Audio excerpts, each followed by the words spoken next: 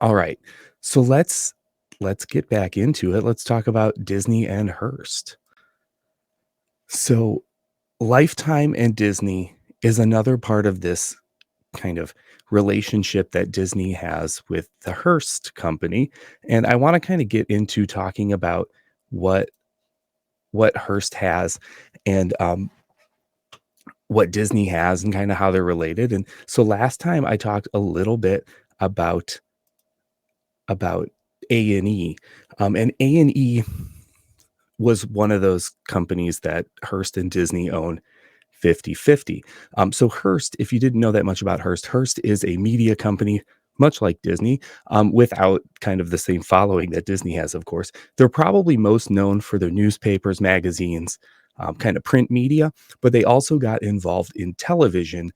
And that's kind of where they got involved with Disney through ABC because they had some television affiliates in different markets that they kind of would buy ABC programming to put on their television stations, and they had that relationship going with ABC at the time when they started working with them. So when cable was coming out, if you go listen to the A&E episode that's in there, A&E was kind of a joint project between Hearst and Disney to well in ABC at the time. It wasn't Disney yet, but A&E was a kind of a joint effort between Hearst and ABC to try to make some sort of cable channel, kind of have a footprint in the cable market so that they could kind of test the waters of was this cable thing going to work.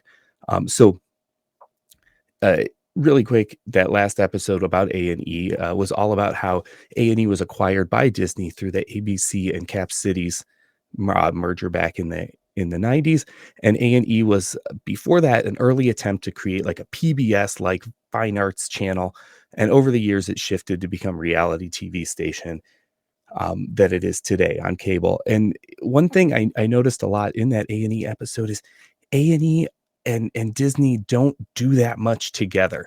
So even though A&E is owned 50% by Disney, 50% by Hearst, sometimes we forget about it because they don't really do all that much together. Let's dive back into that same history because this is where Lifetime comes from too. So in that A&E episode, we talked about how Hearst and ABC made the Hearst and ABC video service, and they launched their first channel, which was going to be called the Alpha Repository Television Service. This was ARTS, ARTS, and that's the what eventually kind of became A&E.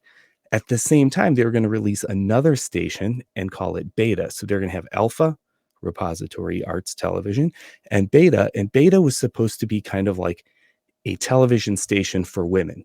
It wasn't going to be on all day. It was only going to be on part of the day, during the day, only about 4 hours. And before it even launched, they changed the name to Daytime. It was just going to be called Daytime Television. So they went forward with Daytime in 1982, the same year that they launched Arts. Um, and they started with just that 4 hours a day. The 4 hours a day thing um, was kind of what a lot of different cable stations were like at the beginning. No one was filling a whole channel. Some channels were sharing time with each other, and daytime was only on 4 hours a day, starting in about 1982. At the same time, we got to talk about Viacom. So Viacom we think of as part of Paramount and CBS. Viacom back in the 80s too was trying to get into the cable market, and they came up with the Cable Health Network. Very, very original name there. So they came up with the Cable Health Network that would be like healthy living TV, some medical type stuff, and they put that out there. Also, kind of a trying to see what would work in cable. The difference was this was a 24-hour cable network that had the medical programming on it. Now it becomes important because in 1984, the two were both daytime and cable health network. Daytime was Hearst and ABC's venture, and the cable health network, Viacom's venture, were both kind of floundering. So they merged the two. So they came up with Lifetime. but they kind of kept some of the branding. This little Apple Heart logo, that Cable Health Network came over to the Lifetime logo, and now they had 24 hours of programming, but it included medical programming and this daytime kind of women's programming. So Lifetime got to keep it was, daytime plus Cable Health Network. We get Lifetime. Life with that life is that like health part, and we took the time from daytime, and there we go. A new company was formed to make this too. It was called HAVES or Haves, Hearst ABC Viacom Entertainment Services. And that was the company in charge of Lifetime. As our time goes on, people were confused as to what Lifetime was. Some people were watching it for its medical television from the Cable Health Network. Some people were watching it for the daytime programming, which was kind of women's programming, but that kind of got muddied over time. It wasn't officially ever like announced that daytime was women's programming, but that was definitely the target demographic. But when they polled people and said, "What do you think this Lifetime station is?" a lot of people thought it was religious for some reason. So there was a lot of kind of branding missteps. I think kind of rolling these companies into each other made it very confusing for people, and it had kind of an identity crisis. So 84, when they rolled it all in together, it still wasn't exactly what it should have been. It was still kind of a mess. In 1985, they understood that they had to rebrand. They had to change something about Lifetime and change what people thought of it. And one thing that had happened over time with the daytime part, the daytime branding and into Lifetime is they had a lot of call-in shows where people who were at home watching could call in and hear their voice on the air, and ask their questions or tell what they were feeling, and the hosts then would talk to them live. So it's about this time in 1985 that Lifetime rebrands itself to talk television. And they had these call-in shows. One of them was really popular with Dr. Ruth. She's kind of one of those famous call-in show hosts. She had a show on Lifetime, so that was kind of a big name. And then, of course, Disney legend Regis Philbin has a show called Lifestyles with Regis that's on Lifetime. And that one is also a call-in show where you could call in and talk to Regis. I think this is too 85 and probably a little later is about the time that we start seeing Regis pop up on those Walt Disney parades on Easter and on Christmas and all those fun, exciting things. So Disney legend Regis had his foot in the door early in Lifetime when it was still just under ABC and Viacom and Hearst. So 1985, it was kind of putting a Band-Aid on it. They noticed that they had a bunch of call-in shows. They're like, okay, this is cool and all, but why don't we put, you know, the Talk TV banner on there? It wasn't really a fix.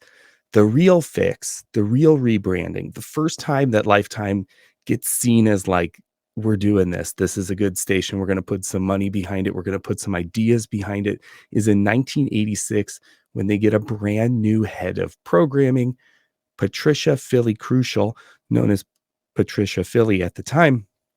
She takes over programming for Lifetime, and she focuses more on the women's entertainment. She kind of leans back into that. She knows who she wants the target demographic to be and kind of goes after it. It's kind of weird because she knows that they're going for women viewers, but she doesn't necessarily change the whole like branding of, hey, we're going to call this television for women. That would come later, which I thought was kind of interesting. But Patricia Philly takes over and she gets more higher profile hit syndicated shows like Moonlighting. That's one of my jams there. I recently heard that Moonlighting actually, the crew that did Moonlighting also did the all the video and whatnot, the direction and filming of Body Wars. So that was kind of cool. But Moonlighting, they get the reruns of Moonlighting.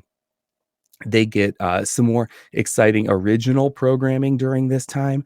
They take over like a canceled show from NBC called The Days and Nights of Molly Dodd, and they produce three more seasons for that show, even though it was taken off the air on NBC, and kind of pull a bunch of viewers over with that. And then another show they help get started at this period in the late '80s is Supermarket Sweep. So Supermarket Sweep comes from Lifetime, and is shown on Lifetime as well as PAX at the time. Um, but we get that from this idea that Lifetime is gonna support and purchase some new programming that can only be seen on Lifetime in addition to their syndicated shows. Another thing, that they do is they look at those Haves companies, Haves, Hearst, ABC, and Viacom, and they start showing movies from Hearst, ABC, and Viacom. So these movies that have already been produced by these companies start airing on Lifetime, and that gives it kind of a little bit more like, "Oh, look at these are a little bit higher quality movies that I'm getting here, and I can watch them on my cable station." Lifetime. In 1990, under Patricia Philly, Lifetime produces its first original movie. Yes, those Lifetime movies, the ones, the ones that we've been waiting to talk. You've probably been waiting. You're like, he's talking about Lifetime. We got to talk about Lifetime movies. And yes, we are going to talk about Lifetime movies. Let's talk about the first Lifetime movie ever. So the first Lifetime movie ever was called Memories of a Murder and came out in 1990. And I love the description of the plot for this one. A woman has amnesia so bad that she forgets her family. So she has to piece her life back together. And in piecing her memory together, she discovers that she had a shadowy past. We've got layers here. So not only is she overcoming amnesia, she discovers that the person she was before she forgot who she was has a shadowy past. Not only that, someone is trying to kill her and her family. This is the kind of stuff that Lifetime movies, this is the kind of Lifetime movie stuff that we live for. The other thing is the star Nancy Allen. She's received many like bad acting awards for her performance in Memories of a Murder. Um, and Lifetime produces this movie, puts it out there, and it kind of becomes the stamp of what a Lifetime movie is going to be. It has those thrilling elements, but it's a little cheesy. They're fun. I know there's so many Lifetime movies out there now. Um, and I know I enjoy watching them for fun. Some of them are ripped right from the headlines. Some of them are concepts like this that are thrilling. Some are uh, more lighthearted and different kind of feels like that. They even get into that Christmas movie thing, like Hallmark. You could even say that probably the Hallmark movie wouldn't exist without these Lifetime movies. So I did want to highlight this first Lifetime movie and talk a little bit about what it was all about. So that was 1990. Patricia Philly is bringing Lifetime up. She's lifting the station up, making it something more marketable, more valuable uh, to Hearst, ABC, and Viacom. And she sticks around until 1993. She actually leaves Lifetime to go over to ABC programming because they saw how good she was at turning Lifetime around, that they put her in at ABC because they're like, that's where the big money is. Let's put her there and have her program ABC and help us bring ABC up in the viewer charts and all those things. So in 1993, Douglas McCormick takes over the company, and he's the one who actually puts the television for women branding onto Lifetime. So he kind of puts that last piece of the puzzle in place. Patricia Philly got it all set up. She started making it successful, brought the right kind of programming in, and then Douglas McCormick puts that television for women piece in there to kind of define what it is. In doing that, though, he has to drop those medical television shows.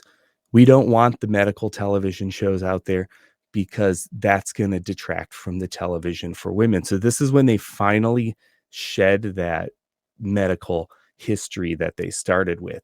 Um, Cable Health Network kind of goes out. It's all about the television for women. It's that kind of programming that brought people there. This is also a time when they start showing women's sports like the WNBA after this rebrand, and they start making public service announcement geared towards their women viewers.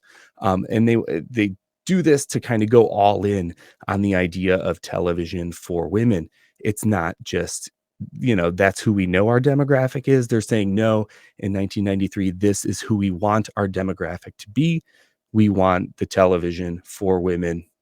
Look here for our Lifetime station. So 2 years later, that's when Disney comes in. Of course, we've talked about this in the A&E episode. I'll probably talk about this so many more times because in 1995, it's kind of a big deal that ABC Cap Cities gets bought by the Walt Disney Company. This is where I've said before, this is where Bob Iger comes into the Disney Company. This is where we can kind of point to this as a big accomplishment for the Eisner era. Um, Even though it came late in that time when people will say that he made a lot of mistakes starting in the mid to late 90s. This is where Disney comes into the Lifetime story. Right before Disney comes in, though, in 1994, Viacom gets out. They sell their stake. If you really think about it, 93, when the rebrand happens, Lifetime finally sheds that health kind of roots that they started with. That was the Viacom part to begin with. So Viacom is ready to leave. They leave in 1994, and it becomes all just ABC and Hearst, 50-50. And then in 1995, Disney buys ABC, so that ABC portion becomes Disney's 50% of Lifetime. It's at the time in 1995 when it comes into Disney's possession, Lifetime is very highly regarded as a cable channel. It ranks 6th in all of subscription channels on cable, and they found that they did hit that demographic they were looking for, but they also found that families and couples were watching the shows together. So it wasn't just exclusively women watching it. It becomes really popular, and it even proves its worth when there were some customers who complained that cable provider TCI was threatening to pull Lifetime from about 1 million subscribers. They're actually going to replace it with this brand new Fox News station. But a bunch of listeners, right? Brand new Fox News. We know how that can be contentious and controversial today. But at the time when it was new, just after Disney had taken over Lifetime, it was going to get pulled, and so many viewers kind of wrote letters to TCI and were talking about how they were so upset about this. Lifetime actually gets to stay on TCI and doesn't get pulled. It had that much of a fan base who really got behind the channel and wanted to make sure that it stuck around. In 1997, around just after the Disney acquisition of ABC Cap Cities, Patricia Filley, who we knew moved over from Lifetime to ABC, she became the president of ABC programming, and she helped create The View for ABC in 1997. So that becomes a really important show for ABC programming. And that was all started because of that kind of daytime to lifetime experience of Patricia Filley, who kind of helps create that iconic ABC, call it like a magazine style roundtable talk show, going back to Lifetime's talk TV roots back in the 80s. And then we got to talk about what Disney sees. Disney, through ABC, sees Lifetime and the movies that they had been creating since 1990 being very successful. People are loving these Lifetime movies. Some people are setting their VCRs so they could record them. People are throughout the 90s like sitting down to watch these things as they premiere, and they decide to launch another cable station with Lifetime, and that's the Lifetime Movie Network comes online in 1998. They want to show these Lifetime movies with limited commercial breaks so that people don't have to, it's kind of like, let's replace that VCR recording with you coming to us to watch these movies kind of on rotation. Keep in mind, they could still throw in to the Lifetime Movie Network some of those ABC and Hearst movies that they had, those made for TV movies. They could kind of bring over to Lifetime, repurpose them for Lifetime. And then Lifetime carries on this way through along really into the 2000s, pretty strong.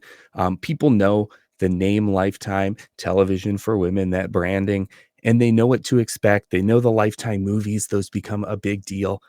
And it continues on until 2009 when Hearst and Disney decide to take A&E and Lifetime and combine them. This is where it really merges with that story I told last time in the last solo episode, that A&E kind of becomes the flagship. This is the cable network that ABC and Hearst are going to put most of their networks under, their channels under.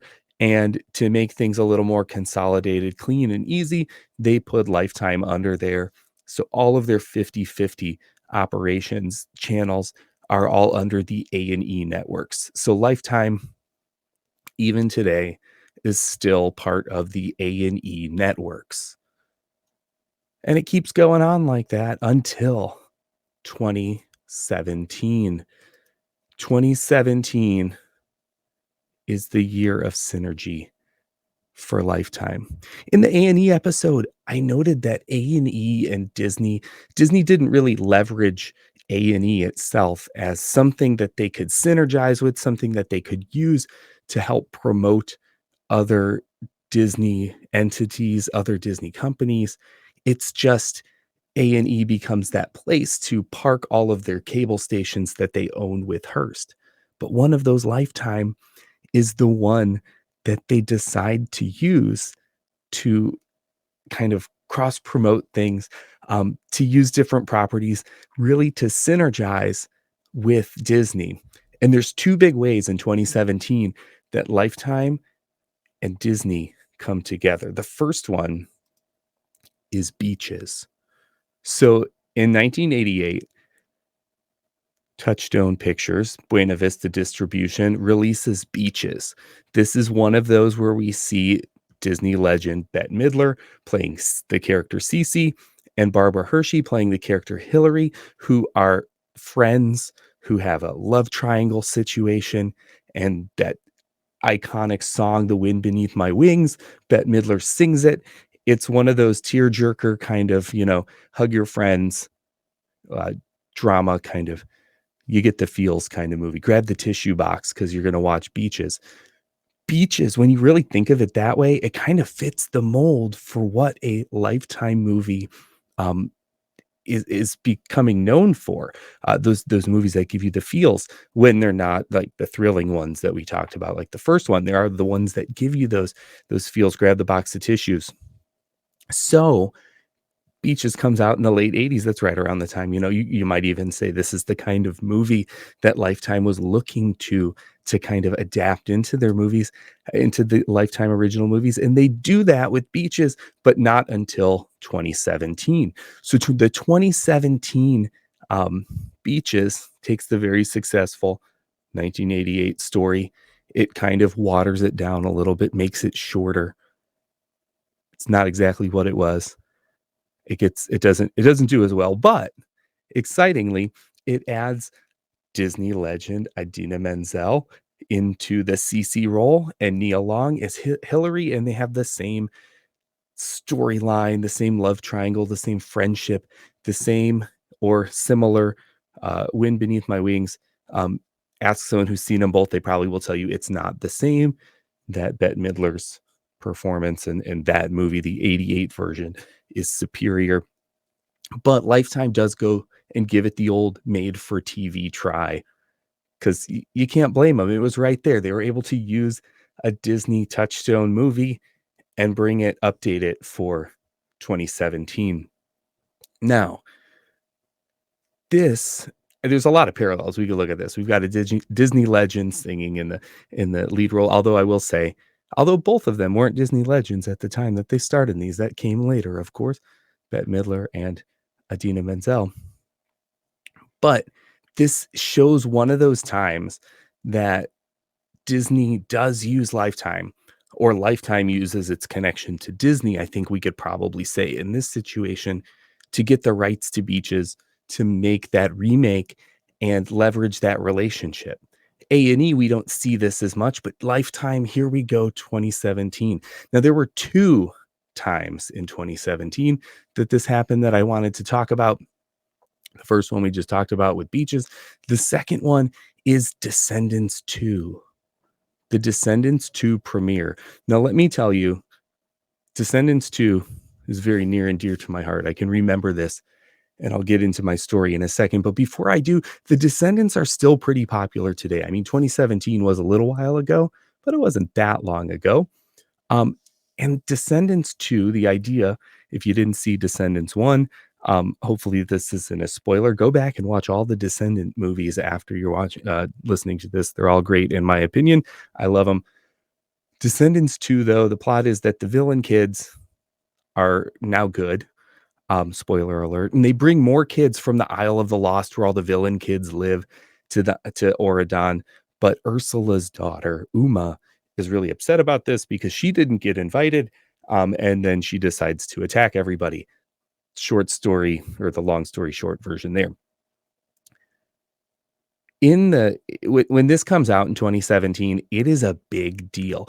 I remember it because it was a very big deal for my kids. One thing Disney Channel did to promote it is they had these tentacles on the screen every like 10 minutes when you were watching Disney Channel shows, just to tell you that Descendants 2 was coming. We were going to be on vacation at the time when Descendants 2 was premiering, so we made sure we found out what time it was going to be on, that we were going to be able to watch it wherever we were going to be at the time. We could drop everything and watch this Descendants 2 premiere. So when I looked it up, Descendants 2 was actually being simulcasted on Disney Channel, Freeform, and Lifetime, which was the first time Disney was using Lifetime, one of their Hearst and Disney cable properties, to do something like this, to show a purely Disney movie, made for TV movie, made for Disney Channel movie, a Disney Channel original movie, to be shown on Lifetime. So this was really cool. I remember we got to the, you're on vacation, the TV, you don't know the channels, all that stuff. I was just kind of like, we could get in here. I could get Disney Channel, Lifetime, or Freeform. I got a better chance of getting one of these. We're going to see this Descendants 2 with limited commercial interruption. It was great. We found it. We watched it. We had the option to watch it on Disney Channel, Lifetime, or Freeform. And we were able to find it. And then we were able to watch it on a loop that entire weekend when it was showing. It was just kind of on constantly that whole weekend. Yes, it was on constantly in in our lives whenever we were around the TV for that weekend. Descendants 2, and then even beyond that, because the kids like to watch it over and over and over again, as kids like to do. So 2017, the year of synergy with Disney and Lifetime. So Disney today still owns 50% of Lifetime with A&E as part of the A&E networks. Hearst still owns the other 50%. So we have one more Hearst property to talk about with Disney. And this is one that I know personally, I always think of as just a Disney thing. But no, Hearst still has a little piece of the puzzle, and that's ESPN. Disney still owns 80% of ESPN, but Hearst owns that 20% that Disney doesn't have. ESPN is probably a bigger episode than both A&E and Lifetime combined, because Disney is so, we think of it as such a Disney thing. ESPN was the first of the apps to put a plus on it, which you could say Disney was probably trying out the plus thing. ESPN Plus came out before Disney Plus came out, and now they're both part of the Disney bundle together. ESPN is so Disney in our minds, but we can't forget that Hearst still owns a tiny slice of it. So this one might not be one of the next episodes in my in the feed. You might have to subscribe and listen to some other ones that I put out before then. But you'll be able to find me talking about ESPN and Disney sometime in the future. If you like this video, like and subscribe. If you really like this video, visit synergylovescompany.com for the full audio podcast.